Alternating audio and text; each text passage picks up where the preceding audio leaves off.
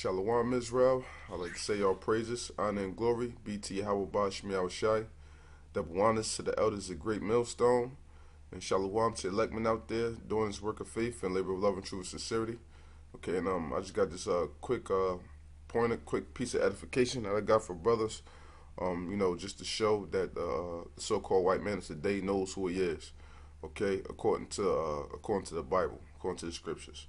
All right, and this is an article from Chabad.org, and this is about Titus, which took down our people in the time of 70 A.D. All right, so it says, our sagas tell us when Titus was traveling back to Rome on a ship with the Jewish captives and the vessels of the Holy Temple, a storm at sea threatened to drown him. He said, "It seemed that the God of these people only has power over water. When Pharaoh came, he drowned him in water. When Sisera came, he drowned him in water. Now he is about to drown me in water. If he wants to show his strength, let him come onto dry land and fight with me there." Now, of course, this last point, him saying that, well, that's the pride of the so-called white man.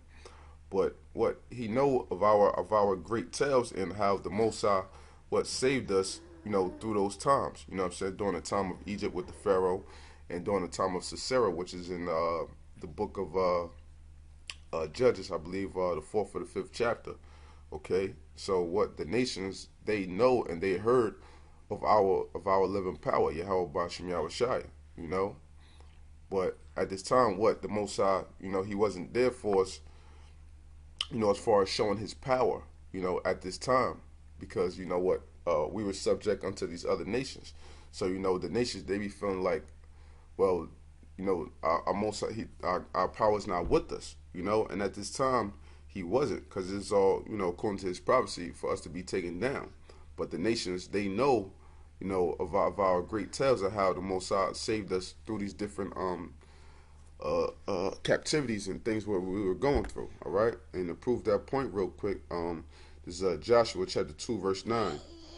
And she said unto the men, now this is Rahab the harlot, during the time of Joshua that hid the two spies, okay, when Joshua sent them into the land, all right. And she said unto the men, I know that the Lord have given you the land, and that your terror is fallen upon us, and that all the inhabitants of the land faint because of you.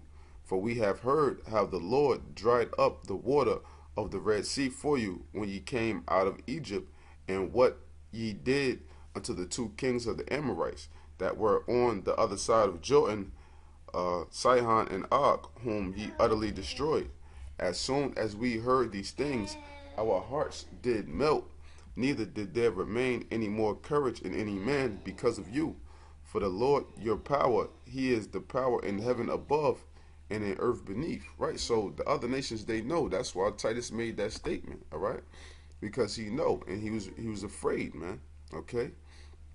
But that's a quick point, but okay, this is the point right here. It says, a divine voice came forth and said to him, what, that divine voice, that what had to be an angel, a messenger of the Lord.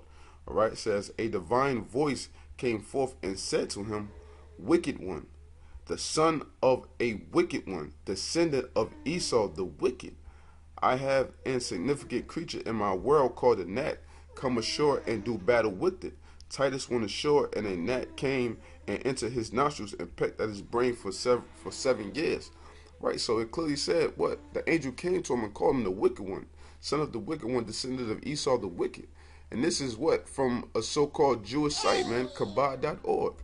So that clearly goes to show you that they know that they're descendants of Esau, that they are Edom, okay? That they are the biblical Edomites that the Bible speaks of, man, okay?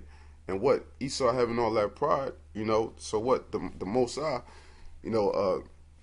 sent basically like a parasite or something, to Titus and let it peck at his brain. But that wasn't how he, died or whatever. But that plagued him up until the time of his death,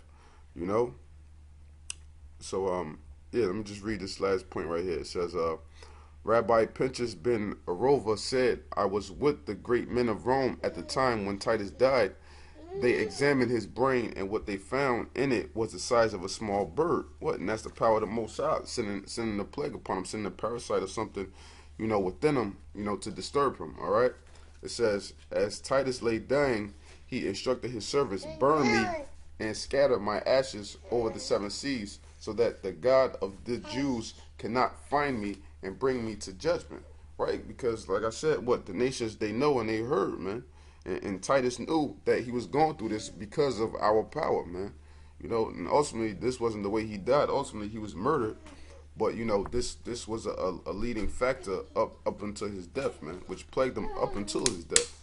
All right, so that's pretty much it. I just want to bring up that quick piece of edification, just to show that these so-called white men today, especially these elites, these so-called Jews, they know that they're descendants of Esau, and they know that they're Edom according to the scriptures. Okay, so with that, all praises, honor, and glory be to Yahweh Ba'ashim Yahushai. Double honors to the elders of GMS, and shalom to the like men out there doing this work of faith and labor of love and true sincerity. Shalom, death to America.